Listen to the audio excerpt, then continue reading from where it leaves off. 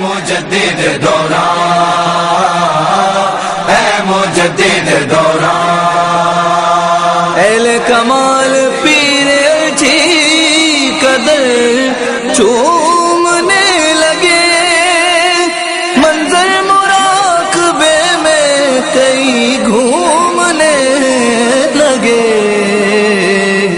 ڈالی جو میرے پیر اچھی نے بھرپور ایک نظر، عالم کتاب چھوڑ کے سب جھومنے لگے۔ اے مجدد دوران، اے مجدد دوران، اے مجدد دوران، اے مجدد دوران۔ نحمده ونصلي ونسلم على رسول الكريم، اما بعد فاعوذ بالله من الشيطان الرجيم، بسم الله الرحمن الرحيم، ان الله وملائكته يصلون على النبي يا ايها الذين امنوا صلوا عليه وسلموا تسليما، اللهم صل على سيدنا محمد وعلى اله بعدد كل معلوم لك، صلاة وسلام عليك يا سيدي يا رسول الله۔ امام ربانی حضرت مجدد الافسانی شیخ احمد فاروقی سرہندی رحمۃ اللہ علیہ جلد اول کے اندر مکتوب نمبر 96 جو محمد شریف صاحب کی طرف لکھا گیا، فرماتے ہیں: اے فرزند، آج جب کہ فرصت کا وقت ہے اور سکون و دل جمعی کے تمام اسباب میسر ہیں، ٹال مٹول اور تاخیر کی کوئی گنجائش نہیں، زندگی کے بہترین اوقات کو جو اٹھتی ہوئی جوانی کا زمانہ ہے، بہترین اعمال یعنی اپنے مالک کو مولا تعالیٰ تقدس کی طاعت و عبادت میں صرف کرنا چاہیے۔ آپ رحمۃ اللہ نے اپنے چاہنے والوں مریدوں کو یہ نصیحت فرمائی کہ زندگی میں فرصت کا زمانہ بھی کبھی کبھی انسان کو نصیب ہوتا ہے کہ جب اس کے پاس وقت ہوتا ہے اور دل جمعی اور سکون، جب انسان کی صحت صحیح ہوتی ہے، کوئی بیماری نہیں ہوتی، جوانی کا وقت ہوتا ہے اور جسم میں طاقت ہوتی ہے تو سکون کا معاملہ ہوتا ہے۔ اگر ایک آنکھ کے اندر بھی تکلیف ہو تو انسان پریشان ہوتا ہے۔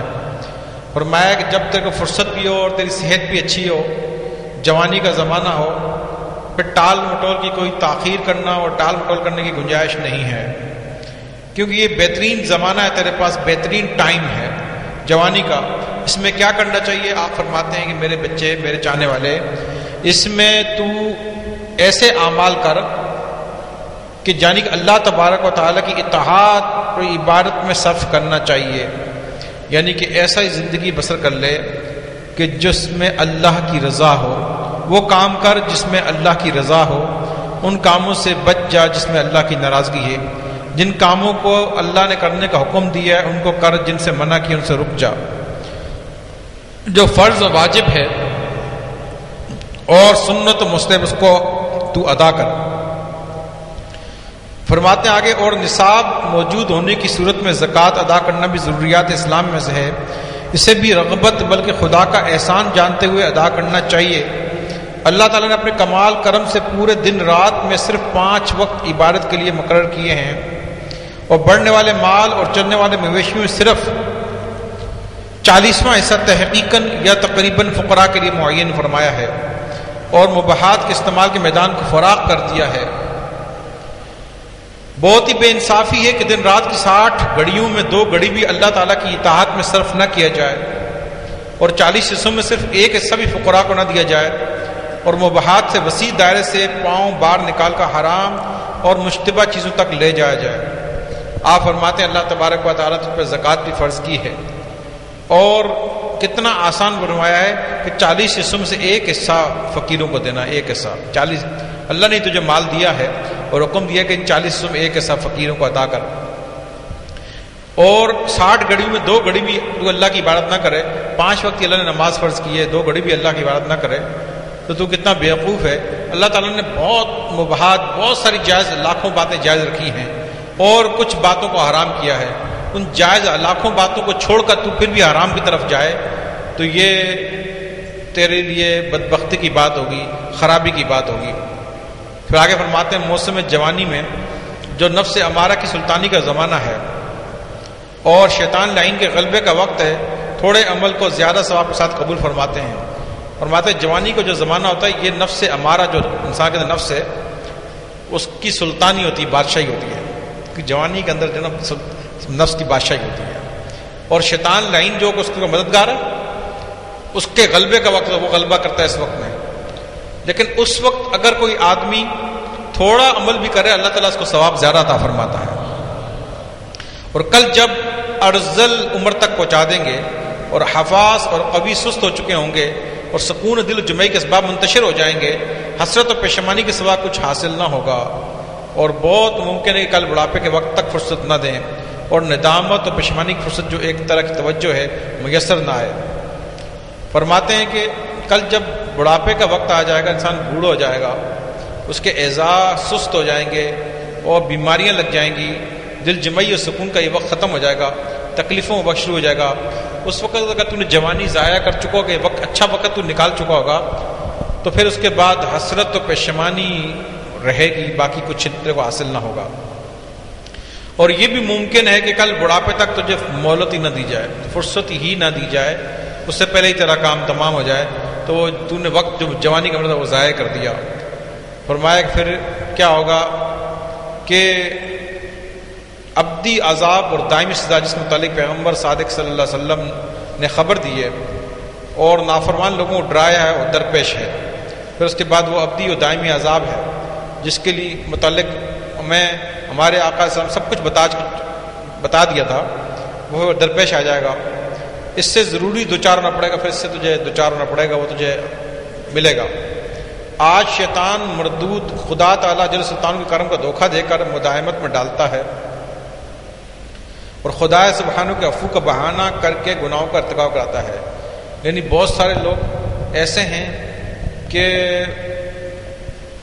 وہ دھوکے میں شیطان نے ان کو ڈالا ہوا ہے، وہ اللہ تعالیٰ بڑا غفور کرم کرنے والا ہے، کرم ہو جائے گا، چھوڑ دو، ٹھیک ہے مولوی صاحب تم باتیں یہ پیر صاحب باتیں کرتے رہو، اللہ کرم کرنے والا بیڑا پار ہے جی، اور بیڑا پار ہے جی، بس لگے رہتے ہیں گناہوں میں اور غلطیوں میں اور اس میں الٹے سیدھے کاموں میں۔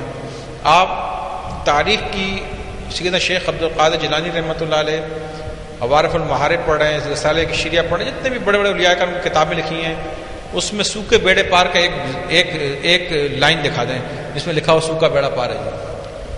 ابھی دکھا دیں، کل دکھاتے ہیں، پہلے ایک سال تک پڑھ کے مجھے ایک سال بعد دکھا دینا، پھر صاحب آپ نے کہا تھا دیکھو لکھا ہوا ہے سوکھا بیڑا پار ہے، کوئی ایک لائن مجھے دکھا دینا، کسی ایک بزرگ کی جو کتابیں ہیں بڑی تاریخ کے جو اولیاء کرام تاریخی نامی گرامی گزرے ہیں ان کی کسی ایک کتاب کی کسی ایک سطر میں لکھا دینا سوکھا بیڑا پار ہے، عمل کرو نہ کرو سوکھا بیڑا پار ہے، کوئی دکھا دینا، آج دکھا دینا، کل دکھا دینا، اور ایک سال تک کوشش کرنا اور پھر دکھا دینا۔ تو یہ سوکھا بیڑا پار جو نے آج کل کے ہم لوگوں نے یہ کہانی شروع کر دی ہے سوکھا بیڑا پار ہے، تو اس سے بچنا چاہیے۔ یہ بات مجھے تو یہاں سمجھا رہے ہیں، یہ شیطان کا ایک دھوکہ ہوتا ہے جو انسان کو یہ بھی دیتا ہے کہ بس اللہ کرم کرے گا جی، بس کرم ہو جائے گا جی، بس گناہ کیے جاؤ کرم ہو جائے گا جی۔ یہ شیطان کا ایک دھوکہ ہوتا ہے، اس کو دھوکے میں ڈال دیتا ہے۔ اور دوسرا عفو کا بہانہ کا گناہ میں اللہ معاف کر دے گا، کوئی مسئلہ نہیں، اللہ بڑا، اللہ معاف کر دے گا، یہ کر کے گناہ کیے جا رہے ہیں۔ اور میں یہ شیطان جو ہے یہ عفو یعنی بخشش کا بہانہ کر کے اس کو گناہوں سے کراتا ہے، اور کرم کو ہو گیا جی بس وہ غفلت میں پڑا ہوتا ہے۔ یہ شیطان موجود کی یہ بھی دو بار ہیں جو مجدد اسماعیل رحمۃ اللہ علیہ نے ہمیں نشاندہی کی کہ سوکھے بیڑے پار نہیں ہوتے، بے شک کہ بخشش اللہ کے رحم و کرم سے ہوگی، لیکن اس کے لیے نیک اعمال کرنے پڑیں گے آپ کو۔ نیک اعمال سے اللہ کی رحمت حاصل ہوگی اور اللہ کی رحمت سے بخشش، اور پھر بیڑا پار ہو جائے گا۔ لہٰذا نیک اعمال نہایت ضروری ہیں۔ پھر آگے فرماتے ہیں معلوم ہونا چاہیے کہ اس دنیا میں جو آزمائش کو ابتلا کا مقام ہے، دوست اور دشمن کو رلا ملا دیا گیا ہے اور دونوں کو رحمت میں شامل کیا گیا ہے۔ یعنی دنیا جو ہے یہ ایک آزمائش اور ابتلا کا مقام ہے، آزمائش ہے یہاں پر دوست اور دشمن کا کچھ پتہ نہیں لگتا، سب رلے ملے ہیں۔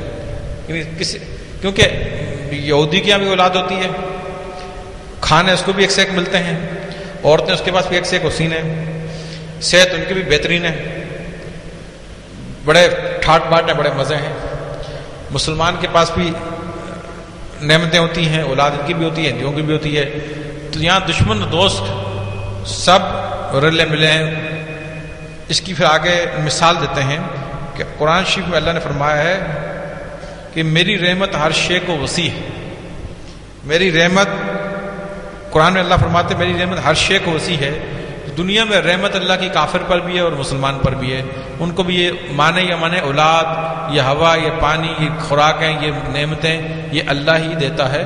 وہ نہیں مانے یا مانے نہ مانے، لیکن دیتا اللہ ہی ہے. دنیا میں اللہ ان کو یہ چیز نہیں روکے گا. لیکن فرماتے اس مضمون کو ظاہر کرتی ہے اور قیامت دشمن کو دوست سے جدا کر دے گا. یعنی قیامت کا معاملہ بالکل الگ ہو جائے گا. اللہ اس دن قیامت دشمن کو الگ کر دے گا، دوست کو، اپنے چاہنے والے کو الگ کر دے گا. اس کے متعلق اللہ تعالیٰ سورہ یاسین میں فرماتا ہے وَامْتَازُوا یَوْمَ أَیُّھَا الْمُجْرِمُونَ، اے مجرموں آج تم الگ ہو جاؤ. یعنی قیامت میں اللہ تعالیٰ ان کو الگ کر دے گا، اپنے چاہنے والوں کو الگ کر دے گا. قیامت کا معاملہ اس کے برعکس ہوگا.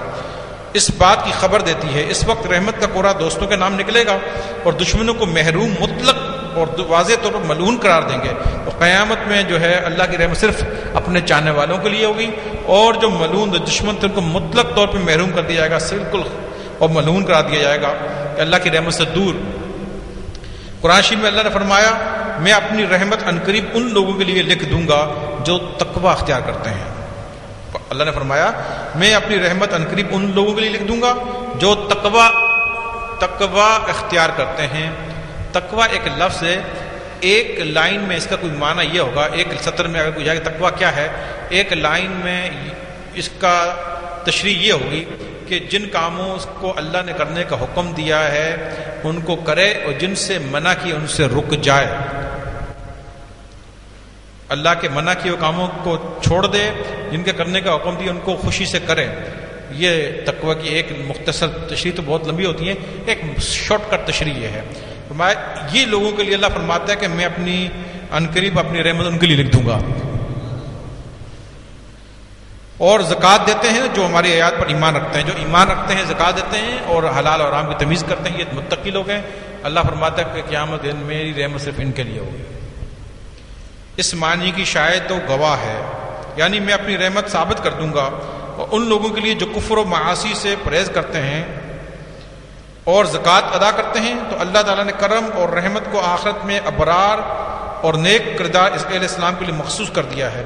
تو قیامت کے دن جو ہے جو گناہوں سے بچتے ہیں، زکوٰۃ ادا کرتے ہیں اور نیک لوگ ہیں اور اہل اسلام اور نیک کردار، اچھے کریکٹر کے مالک ہیں، دنیا میں نیکی کی طرف رغبت کرنے والے، گناہوں سے بچنے والے، یہ قیامت میں رحمت ان کے لیے مخصوص ہے. جب یہ باتیں دیکھو اتنی شدت کے ساتھ بتائی جا رہی ہیں، بار بار بتائی جا رہی ہیں. میں نے ابھی آپ کو اتنا بڑا چیلنج کیا کہ ایک لائن بھی آپ تاریخ کی کتابوں میں سوکھے بیڑے پار کی لا کے دکھا دیں، نہیں دکھا سکتے. تو پھر شیطان نے آپ کو کیوں دھوکے میں ڈالا ہوا ہے جب آپ کے پاس اس کے حوالے کے لیے ایک لائن بھی نہیں ہے؟ یعنی کسی قرآن حدیث تو دور کی بات ہے کہ کسی بزرگ کی کسی ایک کتاب میں ایک لائن سطر بھی آپ کے پاس نہیں ہے. یہ جو باتیں میں کر رہا ہوں یہ جگہ جگہ جگہ جگہ قرآن میں، حدیث میں، بزرگوں کی کتابوں میں آپ کو جگہ جگہ یہ بات ملے گی. تو جب بار بار ایک بات کی جا رہی ہے، بار بار کی، تو مقصد ہی کہنے کا اللہ بھی کہہ رہے ہیں، رسول بھی کہہ رہے ہیں، اولیاء بھی کہہ رہے ہیں. تو یار اکثر بیڑا پار اسی میں ہوگا نا یار، نہ کہ لوگوں کی دھوکے دینے والی باتوں میں بڑے پار ہوں گے. سوکھے بیڑے پار کرنے والے بہت سے جعلی پیرا بہت ملیں گے، سوکھے بیڑے پار جی بہت سے ایسے ملیں گے. وہ ان کے پاس کوئی روایت نہیں ہے، کوئی دلیل نہیں ہے اور کوئی ان کے پاس کوئی ثبوت نہیں ہے. بس وہ اپنی منطقی باتوں میں اپنے کوئی چکر بازی میں لگا کے لوگوں کے ایسی سوکھے بیڑے پار کر رہے ہیں. تو یہ یہاں پر موجودہ سنگ فرماتے ہیں یہ شیطان جو ہے اس کا دھوکہ ہے اور اس کے یہ بہانے ہیں جو انسان کو اس کے ذریعے اس کے جسم کو استعمال کر کے تمہیں جو ہے وہ اس میں مبتلا کر رہا ہے شیطان.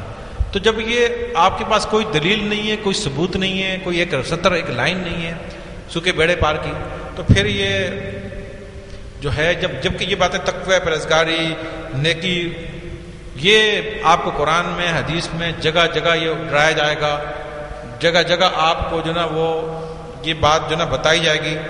تو پھر چاہیے آپ کو کہ بھائی جب یہ باتیں بار بار بتائی جا رہی تھی اس پر آپ کو عمل کرنا چاہیے. اپنے آخرت کو داؤ پہ مت لگاؤ، کسی کے کہنے پہ مت ضائع کرو اور یہ جو باتیں جس میں 100% لوگوں کا مطلب ہے، 1% بھی ایسا نہیں جو وہ والی باتیں کہیں، سب کا ووٹنگ اس طرف ہے، سب کے احکامات اور خیرات اس طرف ہیں، تو آپ کو اس طرف ہی دھیان دینا چاہیے، اور وہ ساری باتیں شیطان کا دھوکہ ہے۔ مجھے سمجھ صاف کلیئر یہاں پہ لکھ دیا ہے، شیطان اللہ کی بخشش کا دھوکہ بھی دیتا ہے اور کرم کا دھوکہ دے کے انسان کو گناہوں میں مبتلا کرتا ہے، سوکھے بیڑے پار میں مبتلا کر دیتا ہے تاکہ وہ عمل نہ کرے، غفلت میں مبتلا کر دیتا ہے۔ غافل امید اللہ بخش دے گا، غافل غفلت میں پڑ جائے، بخش دے گا، ویسے غفلت میں پڑا رہے گا۔ اور خوف انسان کو زیادہ خوف بالکل ڈر جائے گا، زیادہ خوف میں مبتلا ہو جائے گا تو وحشت اللہ سے پھر بھی دور ہو جائے گا، خوف میں زیادہ مبتلا ہو جائے گا۔ تو فرمایا کہ بزرگ فرماتے ہیں کہ خوف اور امید دونوں چیزیں تمہارے پاس ہونی چاہیے، اللہ کا خوف بھی ہونا چاہیے اور